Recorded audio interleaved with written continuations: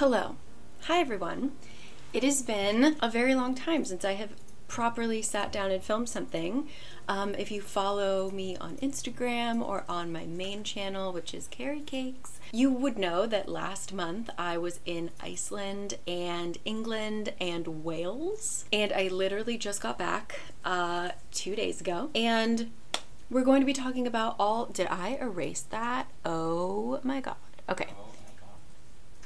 It's Kurt's work from home day, so if you hear typing or just annoying commentary, that's him. That's the demon that lives in my house. So like most months where I'm traveling a lot, I'm never sure how much I'm going to actually read. And I did a lot more reading than I thought I would, and I kind of cheated because I'm counting the first four books that I read. I technically read them at the end of July.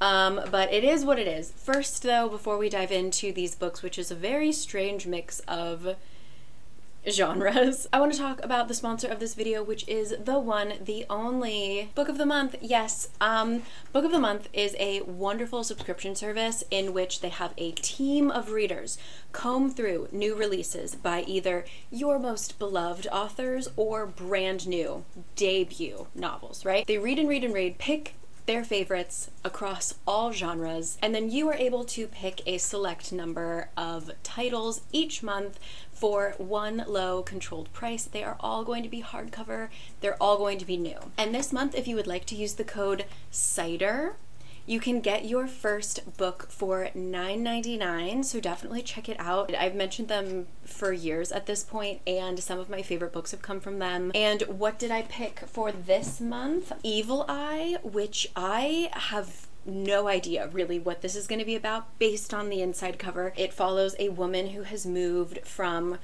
kind of her bad childhood memories in Brooklyn to a small town in North Carolina where she is a professor. Her life is seemingly perfect. She has a very lovely husband and a very lovely 2 children. Her life seems to be really great, and then suddenly it's not. She starts to think more about her mom and how her mom talked about the family curse and how potentially someone has cast a bit of an evil eye over her and her family. She has to go back and kind of deal with her childhood. So very interested in this. And then the next one is Bright Young Women. What's his name? The serial killer called the All-American Sex Killer, who targeted young women and specifically in this one particular sorority.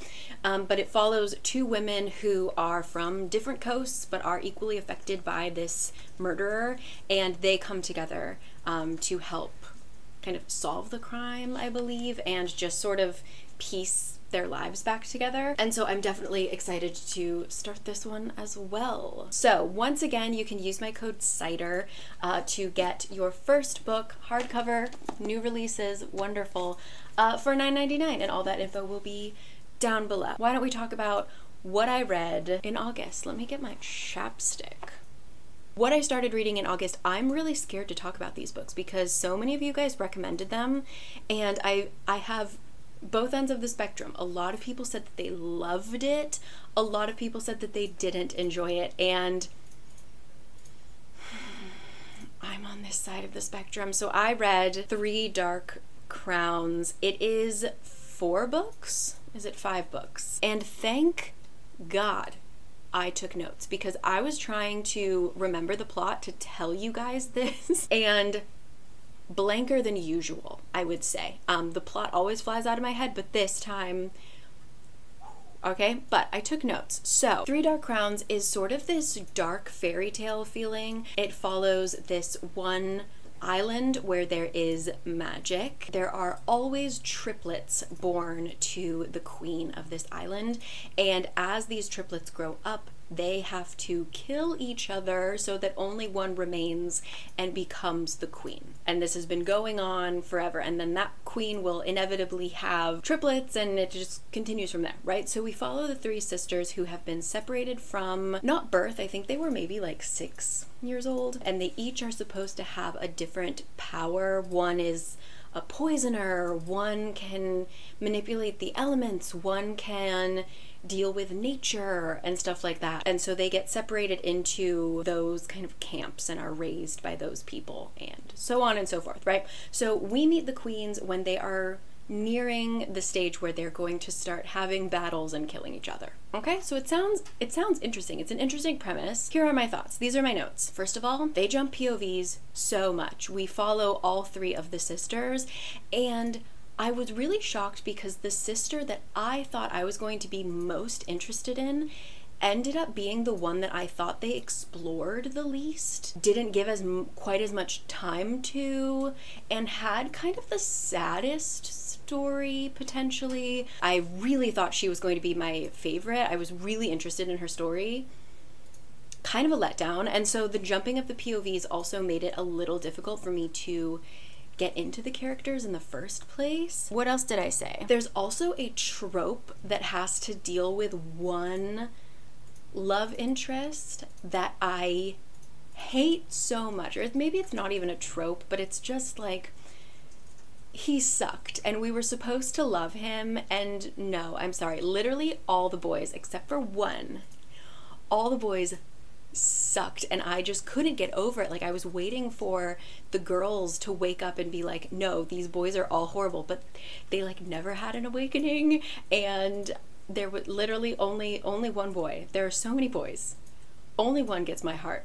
I was just angry reading the book. I was angry for the girls for so many reasons, but also that they just had shitty love interests. I don't remember this, but I did write third book was the best, maybe? I don't know, something about it, I wasn't able to connect with the characters that much, and yeah, I just didn't love it. I didn't love it. So that was 3 Dark Crowns, but I did manage to read them. Like, I ate them up because I just wanted to kind of know what happened, but overall, like, not my personal favorite. And the sister that I thought I was going to care about the least ended up being my fave. So let me know who your fave sister was, and I'll let you know mine in the comments, okay? So 3 Dark Crowns, I read that kind of the last week of July and the first couple days of August. That's how I started the month. Ooh, next up, I actually have the physical. I read Concerning My Daughter. This was recommended to me by Jack, who, when he was in Korea, we were talking about Korean books, and he warned me that this was not a good time, but I am really glad that I read this. This follows a mother who is trying to make ends meet living in Seoul. She's working at a retirement home for people with really severe like dementia, or just like physically cannot take care of themselves. So it is really gruesome and dark, like just those elements. Like, there's a lot of bodily fluids and just you know, but also she has just had her daughter move back in with her because she has an empty room in the house that she owns that she rents out to people, and her daughter moves in with her friend, aka the woman that she's been dating for 9 years. But her mom is like, no, like, if you want to have a happy life, you need to marry a man, and you need to live like within the ways that especially Korean society wants you to live. There's like a checklist for life. But she's also she's working at these retirement homes with these women who did live correctly and still end up alone and, you know, in these not great positions. And same with the mother herself. She also lived according to how you're supposed to live, and she's alone and unhappy, right? So it's definitely difficult to read, but I thought that this was, I've read literature about Korean youths growing up gay in Korea, but I hadn't actually read like a parent point of view who has children who are gay, who don't accept it and stuff like that. So even though it was a difficult read and you really don't like kind of any of the characters except for the girlfriend, if I'm going to be honest, I think it was an important read, and a quick one at that. So that is Concerning My Daughter. Next up, another short read that I read Ghosts, and I am so mad at myself. My notes for this book, it just says ghosting. what am I supposed to do with that, Cari? This was a very short book about a woman who gets ghosted, basically. It was a book that I read. That's how I feel about it. It didn't have any real effect on me. I think I underlined a few lines, but yeah, it's just about a woman who is living, I believe, in England, and she meets this too good to be true guy. They have a wonderful relationship, and then he's just gone.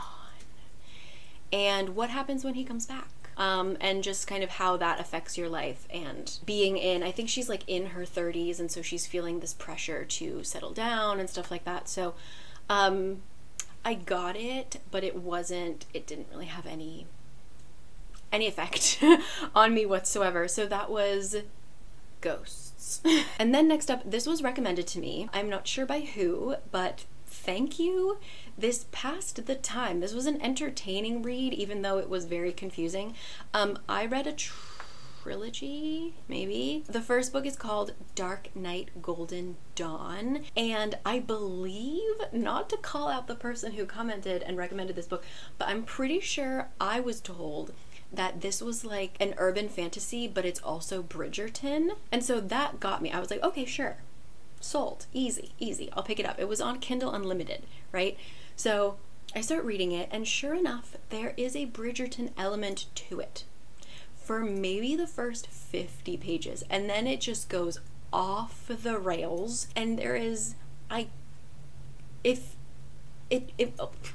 no, it was not Bridgerton-esque. So if you're reading it for like a Bridgerton feel, no. To me, after reading it, I realized this was, and I made a reel about it, this was Diet Crescent City. This was absolutely so similar to Crescent City. The beginning felt a little bit cleaner than the shit show that Crescent City is, but then don't worry, as the series continues, it becomes a shit show as well. So this is an urban fantasy. Every fantastical being is around. I did enjoy the world building. I thought that was actually quite fun, but we follow a girl who has just gotten out of a really toxic, abusive relationship, and she comes home to her family, who is a family of a ton of girls, and they own a bookshop. They're witches, and they own a bookshop. And I don't remember exactly why, but something occurs where like their family fortune, or like somebody's trying to buy their neighborhood, and so they're gonna lose their bookshop. Something happens where this is the Bridgerton element. Our main girl has to enter the social season and at least pretend to have some kind of engagement, right? She has to look like she is acting the part of participating in society. I don't remember why exactly, but I can't go into it more because I feel like it would spoil things, but we just go off the rails. Like, I can't even explain to you what happens. I thought that in the first book, the way that her relationship was handled was really well done, in terms of getting out of a toxic relationship. Oh, I wrote, okay, these are my notes. I put, like Crescent City, so many wrong things, but overlook it. It's fine. And then I said, why are the months just the months in French? Which is a thing. They kept talking about, like, oh, it's Septembre, and, or like, oh, it's May with an I. Like, why can't you just call it May? Like, there's no other French in the entire book. Like, why? How does that make it a fantasy? Okay. And then I put, very smutty but easy to skim. LOL. That's about it. Especially as it the last book was a mess and I didn't enjoy it, but I thought the first book was a good time. It was a bizarre, okay time. Like, do not spend money on these books, but if you have Kindle Unlimited and you kind of like the chaos of Crescent City, give this one a read. Okay, I'm not selling it, but it was fine. Oh wait, oh my god, wait, no, I forgot, I have more notes. I put, the second book is so smutty and hilarious. His dick vibrates. I forgot about this. Yes, there are details that are so funny. Oh, and the author actually gets technical about how you can have sex while flying, where Sarah J. Maas left us just confused. We get a technical explanation of this. And then is that, okay, those are my notes. Those are my notes. If that didn't sell you on this series, I don't know what to tell you. Next up, a pleasant surprise. I read House of Roots and Ruin. This is the sequel to A House of Salt and Sorrow, which I didn't personally love, but I also feel like perhaps I should read it again. I think that maybe it just wasn't the right time. House of Salt and Sorrow is based off of, what's that fairy tale? The 12 Sleeping Sisters. Very dark. There are 12 sisters, and by the end of the book, I think there are 3 or something. Like, there's a lot of death, and it was just a kind of bizarro book, which, again, I think I should read it again. But House of Roots and Ruin, I decided to still give a try, and I'm really glad that I did. It's very different, and I think that you don't actually need to read House of Salt and Sorrow whatsoever to start this one. It will spoil House of Salt and Sorrow because, like, certain deaths are mentioned and certain romances are mentioned, so if you don't mind that, you can just dive into House of Roots and Ruin without reading Salt and Sorrow. So according to my notes, I read 30% of the book straight through. Like, I could not stop. It's very much a gothic fantasy, so there are a lot of tropes that I actually don't like. There's a focus on pregnancy, spooky ass house stuff, poisonous plants, ghosts everywhere. But overall, I really liked it. We follow one sister who is raised by her elder sister, living on this island, and she has never left. And she gets an invitation from a faraway royal person, because our main girl can paint really well, and this person is requesting that she come and paint a portrait for her only son, and, you know, all expenses paid, come live in our house, paint the portrait, explore the world, yada yada. And her older sister, her guardian, says, no, you aren't allowed to leave the island. So our girl runs away and makes it to this place where she has been invited to, lives in the house, meets the weird ass family, and works on this portrait for them. What unfolds contains all of the things that I have mentioned. There is talk of pregnancy and genetic stuff, gods and goddesses, and creepy houses. So even with, like, certain elements that I usually don't like in books, I was captivated and I needed to know what happened. I think at the end of the book, certain details just did not match up, but if you don't look at it too critically, it's fine. If you don't read the epilogue, it's a standalone. I had no high hopes for this because, again, Salt and Sorrow just didn't hit for me, but for some reason Roots and Ruin, maybe because I had read quite a few more gothic books lately, it caught me. I was into it. So, House of Roots and Ruin.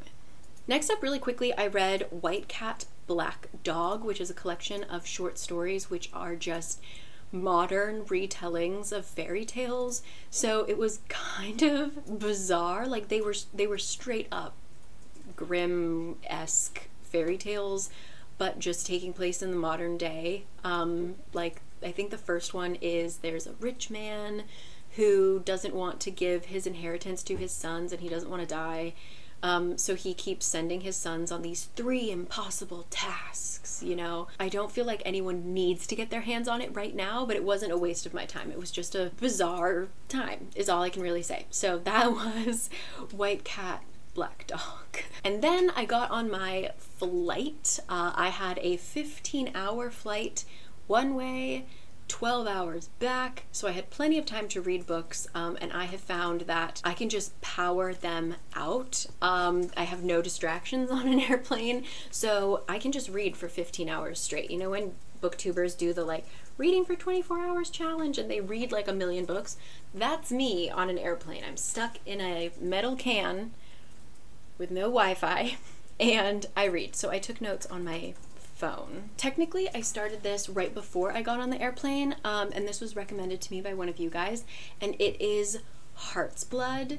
And let me tell you, thank God I took notes, because I was thinking about, okay, what books did I read on the flight, and I could not remember reading this, which is weird because I enjoyed it, but I could not, for the life of me, remember this. Heart's Blood is a Beauty and the Beast retelling, which I normally don't love, but that's like such, there are so many fantasies that are Beauty and the Beast retellings or inspired.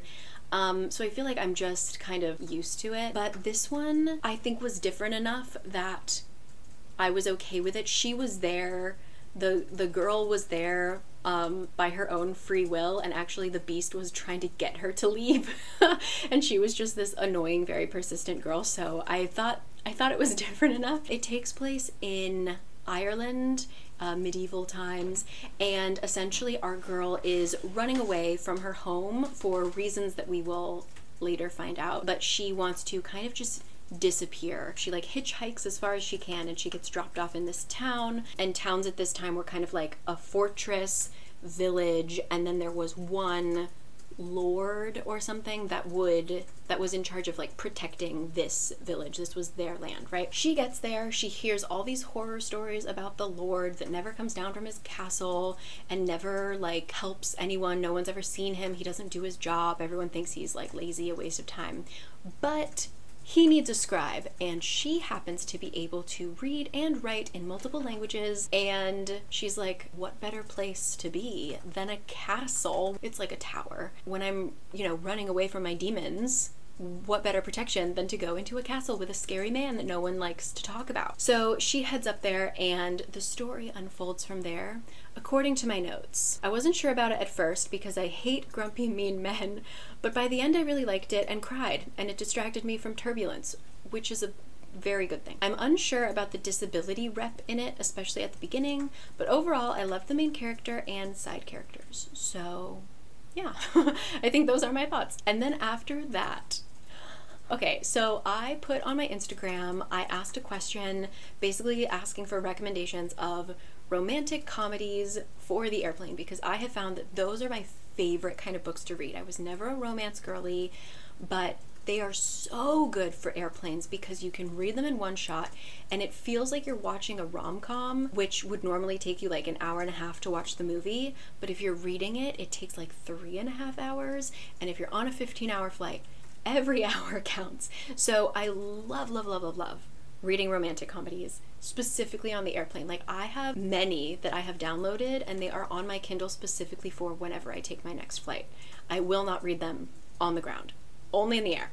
Okay, so the one that I read, so many people recommended the work of Tessa Dare, and my life has changed. So I read Romancing the Duke. I just picked kind of the first book in one of her series. This was the stupidest, affectionately, book I have ever read. It was so dumb and so funny. The book is about a woman who, her father was a very successful author, like one of the most beloved authors of the time period. It's supposed to take place vaguely in like, you know, Georgian England, but when I say she writes historical dramas, it is a stretch, okay? There is the historical accuracy, there is none, all right? So just, but he is the most beloved author of this time period, but when he passes away suddenly, his will just gave all of his fortune away to her shitty ass male cousin. So now she has like not a penny to her name. She's trying to figure out how to make it work when she gets a letter from her godfather or something, who is like, hey girl, I died and I'm giving you a castle. And so she's like, bingo, great, I'm gonna live in this castle for a little bit, and then maybe I'll sell it and I'll be able to live, you know. She gets there, and wouldn't you know, someone else is already living there. He's a duke, and he's like, this is my house. And she's like, no, this is my house. And the chaos goes from there. We have like a grumpy roommate situation where they're trying to figure out the legality of his lawyers selling the castle because he was off somewhere and they didn't know where he was, and now he comes home and his home is sold. Chaos. What are my notes? Just stupid and silly. I usually hate the trope of a man can't control his lust, but the way that the woman handles it, I mean, if you're both consenting adults, who am I to stop you? There's also a ferret that has good comedic timing. The ferret, yeah. So the thing is, this is a romance book, right? I go into it knowing that it is going to be smutty. First of all, the smut is easy to skim, but second of all, it is always interrupted by the most chaotic thing you could never think of. Like, it is so funny. I will say that, again, there's kind of a disability involved in this story. I thought that it was handled just fine, but I'm not the authority to speak on that. But it was just like stupid funny. There are characters that are very similar to like Whovians or Trekkies. There's a ferret, like I said. I was crying with laughter.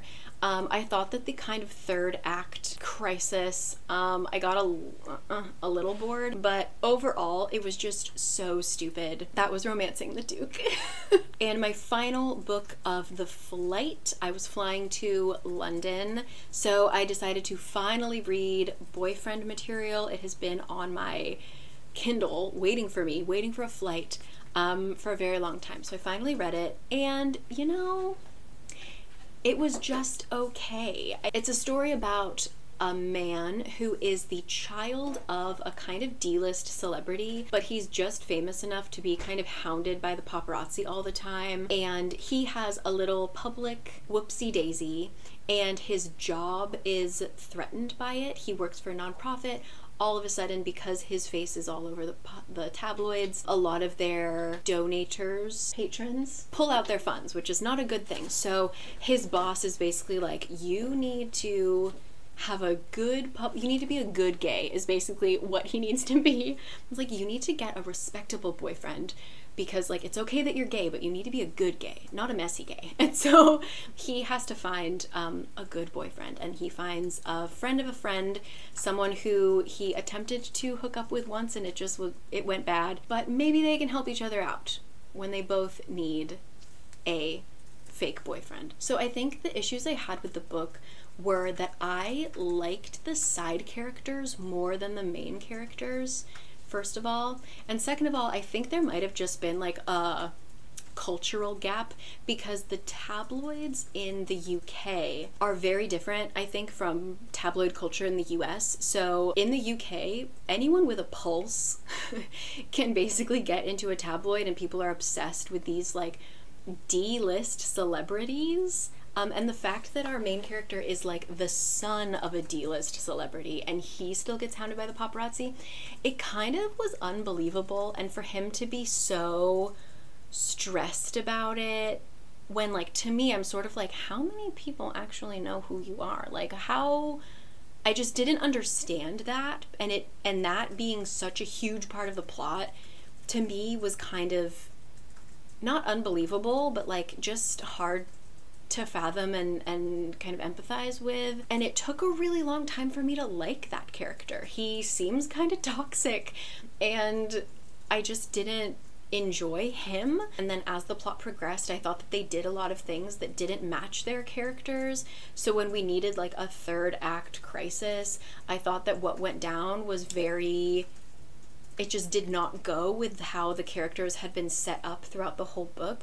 So overall, it like passed the time. I enjoyed reading it, but it was kind of a dud for me. The more that I think about it, even, it was more of a dud. I'm not going to continue it. Also, spoiler, don't read the titles of the next books. It's going to be a trilogy. It spoils everything. It wasn't super my cup of tea, unfortunately, because I know a lot of you guys like it, but those are my thoughts on boyfriend material.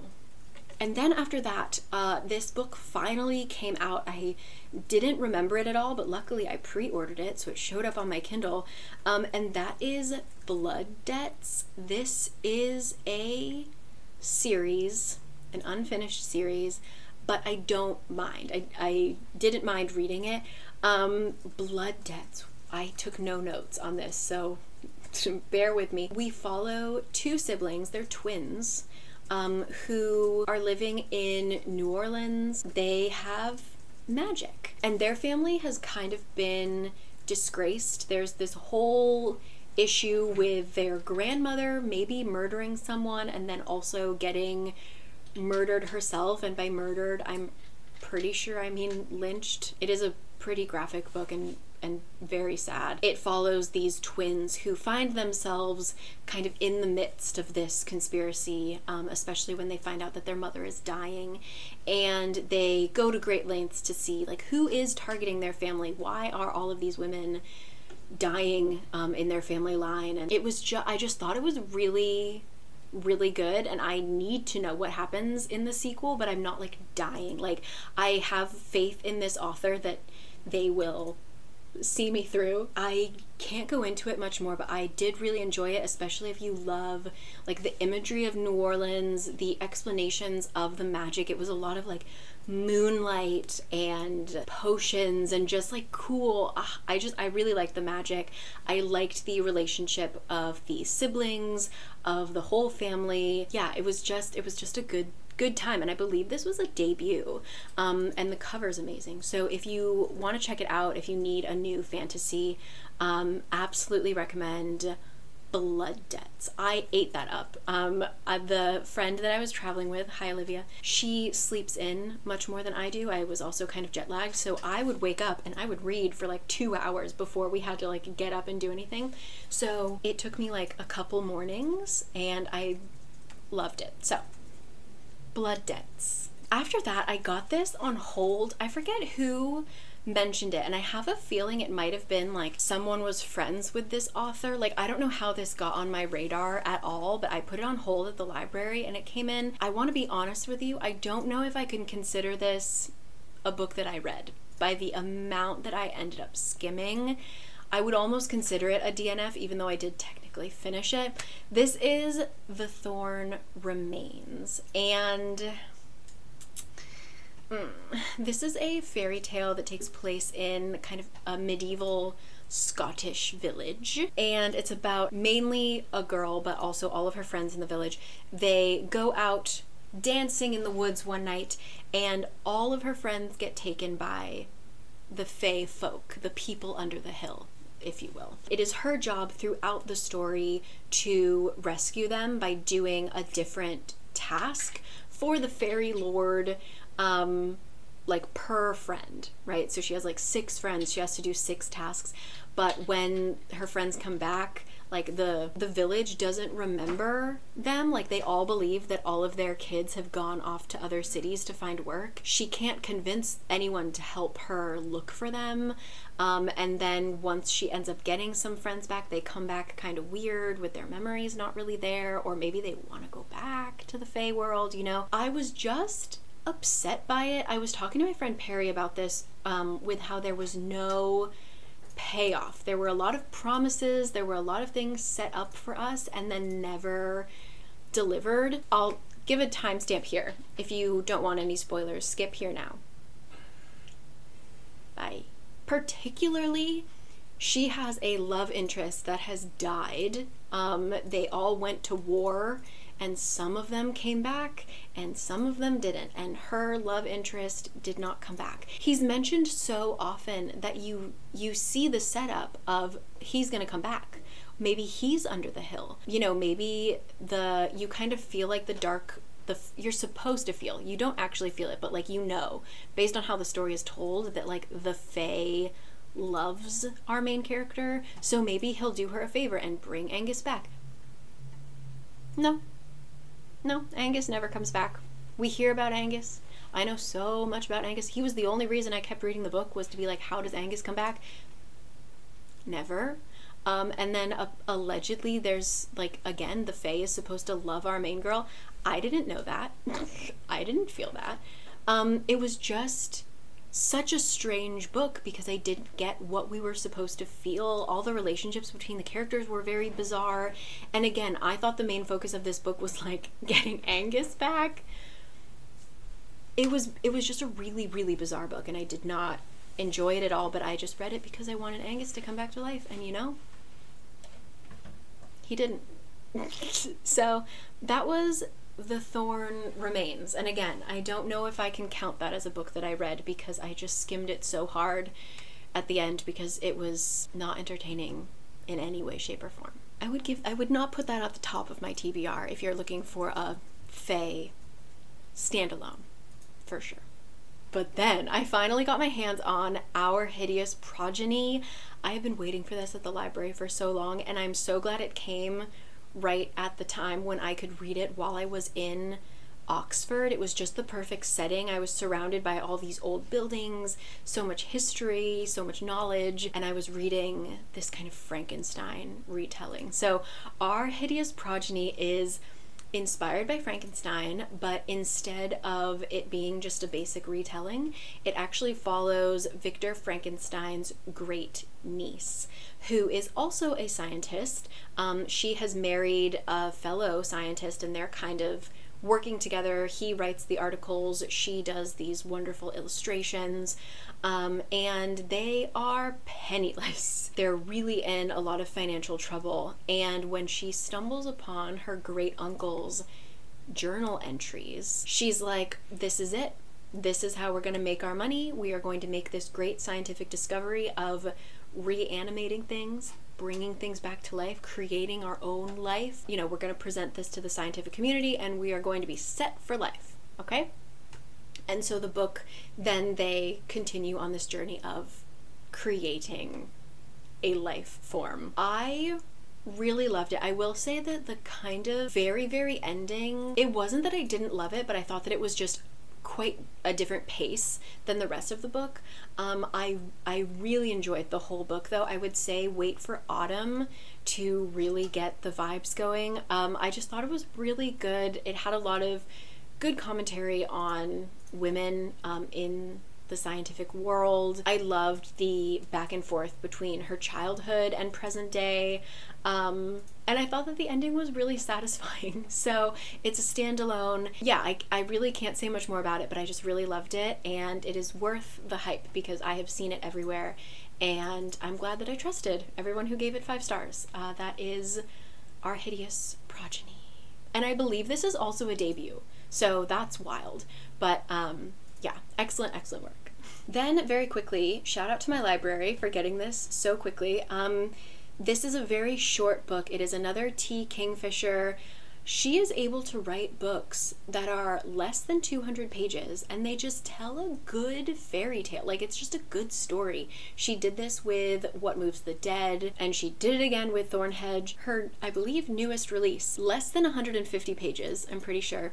And it's just a little fairy tale. It's truly just a tale about a fairy, and I thought it was different enough that it was quite interesting, the kind of point of view through which it's told. And you know what? Yeah, it ended quickly, but that's what it was for. Like, if she had drawn it out anymore, I think I might have been bored with it. And it was just like this succinct tale.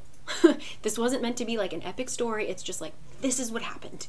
Boom. And I really enjoyed it. It's about a fairy who is tasked with defending this tower that is surrounded by this hedgerow, basically, which was excellent because at this time I was in the Cotswolds, which is covered in these like thorny bushes and giant hedges and berries and brambles and whatever. So it was just, I was just in it. I was there, you know. It covers hundreds of years. You know, she finally feels like she's at peace. The villagers move away from her tower, but then all of a sudden they construct this road and there's all of this trade, but then there's the plague and nobody's around. So again, she's like, yes, nobody's gonna find my tower.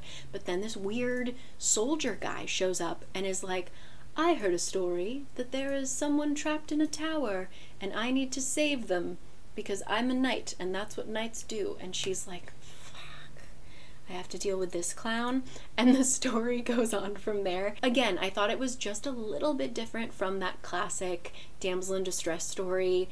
And I liked it. I read it in like an hour or so. Very cute, very sweet, worth your time. That is Thornhedge by T. Kingfisher. Coming off of reading One for My Enemy, which rocked my world last month, and I loved it so much, by Olivia Blake, author of the Atlas 6. I should have known. As you guys might know, if you don't know, October 2020, I did my reading wrap-up, I did not like the Atlas 6, and I read the self-published version. I guess that she self-published and then it got so big that she traditionally published it, and she worked with an editor, and I guess the traditionally published one is different, but I just I couldn't get into it. It was such a cool concept, but the writing style and the actual storytelling just did not do it for me. But with One for My Enemy, I really loved it. I thought she did an amazing job, obviously. And so then I decided maybe that was just a fluke. Atlas 6 was just a fluke. Let me give her books another try. And so I picked up Masters of Death, which is the coolest cover. And it was of the same style as Atlas 6 in that it was over-explained, so convoluted, and not even just confusing. It was like I couldn't sink into the story because the writing style is the characters all talk over each other, and then the narrator is also really an active narrator, so they're constantly putting their thoughts, and there's like so many parentheses. I'll read you one sentence. She had one sentence that went for an entire page. One page was one sentence, so I'll find that for you, but I don't even know how to explain it. That's the thing. The prelude tells us that this book is a story about death and how death's godson, basically a mortal family, is dying and they give their baby to death to raise, and so this little kid grows up to be a man, and he is raised, he's the godson of death, okay? So we follow death, but throughout this story we pick up some characters. So there's a vampire who's a real estate agent, and she's trying to sell this house, but it's haunted, so she has to deal with this snobby ghost that like only she can see. And then there's the godson of death who pretends that he's a psychic medium who communes with the dead, but really he just calls up his dad and is like, hey, is this guy dead? Does he have anything to say? It's so hard to describe this plot, but basically Death gets kidnapped and they need to rescue him by playing this immortal game, but the game, the only rule is don't lose the game. And it just, and I will also say, before I read this sentence, this whole thing, the beginning, the prelude tells you that this book is being told to you by Death. It's in Death's POV. He is talking directly to you, the reader. As the book continues, so like the first chapter is in still that style of Death speaking directly to you, but then that just ends with no explanation, but the narrator style is still the same, so you know that it's not Death speaking to you, but now we just have this no-name, unknown narrator that still speaks with that kind of directly to you style, but it's not Death. Who is it? We don't know. And it was just really bizarre. And then we would switch POVs in a way that like it felt the same, but sometimes you could see the ghost and sometimes you couldn't, and characters had to like tell you what the ghost was saying. It was just so bizarre, but it also had really good moments. Like around the 40% mark, there were a lot of like funny moments, and I liked some of the characters, but just I couldn't sink into the story because I kept having to focus. It felt like someone was, I can't explain it. Let me read you this sentence, okay? The studio, or well-camouflaged den of iniquity, such as it was in its usual state of hastily obscured bachelordom. The takeout containers successfully masked with ambrosial Febreze, laundry sitting patiently for the third straight week below the bed, which was itself concealed cleverly behind two bookcases, one stolen, and a decorative tapestry currently unaccounted for by the Metropolitan Museum of Art. When Death materialized with an inaudible pop to stand beside Fox's covetable Eames chair, which was not stolen, having been purchased at an estate sale for which no other buyers had arrived. It was, however, a steal. Such a mess, and I just wanted to like it, especially like how it ended. I enjoyed, but it was just, I felt like I was actively reading something when I prefer to like sink into a story and feel like I'm in it. This felt like I had to actively pay attention to the words on the page. I don't know how to describe it better than that, and I'm so bummed because I really liked the first, like the prelude, I would say, and the first chapter, but after that it was like a couple really golden scenes mixed with just I would try it at the library, but I almost bought it. I was at a bookstore and I had read the first 2 chapters and had really liked it, and I almost bought it. And thank God I didn't, because it would have been a waste of my money, because I will never read it again. That was Masters of Death.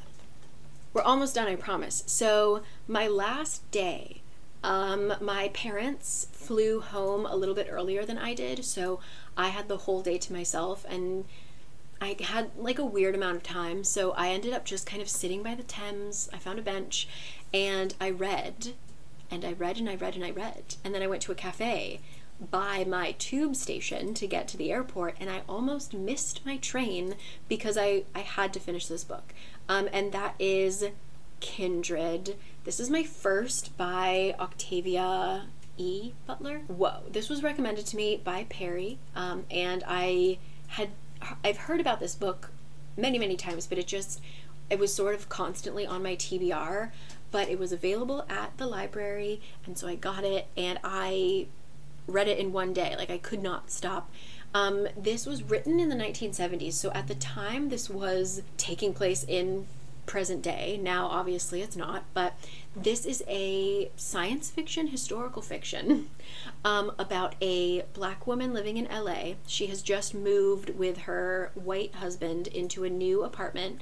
They are unpacking their boxes, and she starts to feel a little dizzy, and she all of a sudden is transported back to the 1800s, and she sees this child drowning in the river. And without even thinking about, like, why the hell am I suddenly in this valley with a river, she just jumps in and saves this boy and gets blasted back to modern day. And she's like, what the fuck just happened? We continue through about like a week of her life where she just keeps getting pulled back to the past, and we realize why she's being pulled back, or at least to whom she is being pulled back to, constantly having to save this one boy's life, and why. I just couldn't stop reading it. Obviously, I mean, we're talking about the 1800s. It deals a lot with slavery. She keeps getting pulled back to specifically this one plantation where there are a lot of enslaved people, but because she speaks like a woman who is from the 1970s, she is kind of distrusted because she speaks like a white person and she speaks like a free woman, and she keeps having these near-death experiences. It's really graphic and violent, and I kind of expected it to have more commentary, like more social commentary, but as I finished the book, I realized that I think it's more on the reader to finish the book and then sit back and ask ourselves the questions. I just thought it was really good, and you should definitely pick it up. I'm excited to continue this author's work, but yeah, I just, like, trigger warnings every which way. But yeah, I understand why people love it so much, and like I said, I couldn't put it down. So that was Kindred. And then my final 2 books. Like I said, I had a 12-hour flight home. This is what I read. I started The 13th Tale. This is another book that's just been kind of constantly on my TBR. It was available at my library. I picked it up, and I sort of started it at the airport as like I have 2 hours before my flight. I'm just gonna read something random. I wasn't expecting to be pulled into it in any way because I expected to read my rom-coms on the airplane, but I couldn't put it down. But it was not enjoyable. How do I describe this? So The 13th Tale is about a woman who is an amateur biographer. She has been basically raised in her family's antiquity bookstore, and so she's just been raised around books, loves reading them, and she loves writing biographies, specifically of people who have already passed, right? People whose stories might not have been told. When she gets a letter one day from a living person asking if she will write their biography. And it's not just any living person, it is the most famous author in possibly the world, but our main character has not read any of her books. So she's like, why did she pick me? I'm intrigued by this. She was gonna say no, but then she picked up one of her books, and it was one of those stories that you read and you start it before bed and you don't realize that morning comes, you know? She was just like oh, I get it. Like, I get why people love her writing so much. So she ends up going and interviewing this author in her house and working on this story, and we learn the story of her life, right? I loved the beginning so much because it was a book about books, and the way that she described why she loves reading and like the ways that books can affect you was so spot on and so good. So even if you just read like the first 50 pages, I think it's worth it. I loved that. As someone who loves books, reading about a character who also loves books was really great. But as it continues, I actually wanted to look this up. That's right. So I could have sworn when people were telling me about this book, I could have sworn up and down that people called it a fantasy. What is it categorized as? Okay, so according to Wikipedia, it is a gothic suspense novel, but I could have sworn up and down that people told me this was a fantasy. No, not at all. This is absolutely a gothic novel in the sense that it has a lot of tropes that I just don't love.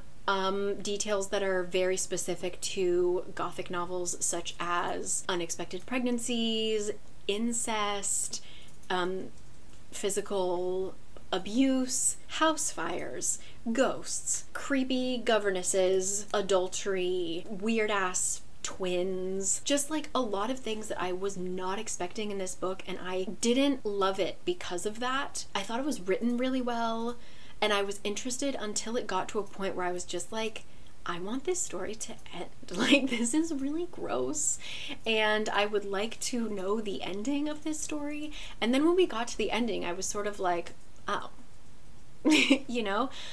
So it captivated me. This was also written kind of recently, maybe like 10 years ago, but like, you know, within this century. But the way I understand that, like, the person that we are hearing from, the narrator of this story, is from like the early 1900s. So like you can kind of write it off as that, but there is a lot of bad talk about mental illness. The R word is used a lot.